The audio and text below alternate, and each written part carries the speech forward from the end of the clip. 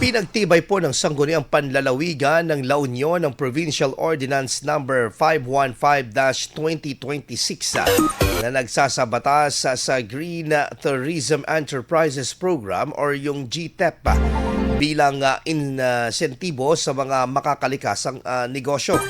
Layunin ng programa na kilalanin at bigyan ng insentibo ang mga tourism enterprise na sumusunod sa pamantayan ng kalusugan, kaligtasan at pangangalaga sa kapaligiran. Sentro rin ito ang paggawad ng Bougainvillea Seal of Compliance sa mga establishmentong may mahusay na pamamahala at eco-friendly practices.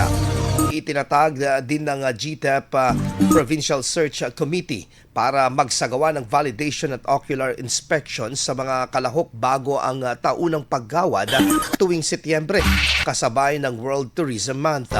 May nakalang pondo na 3.5 million pesos para sa operasyon at insentibo ng programa na popondohan mula sa General Fund ng lalawigan. Ayon sa Sangguniang Panlalawigan, ang hakbang na ito ay pagpapakita ng kanilang sama-samang paninindigan na palakasin pa ang turismo sa La Union habang pinapangalagaan ang kalikasan at kalusugan ng publiko. IFM News. IFM News. IFM News.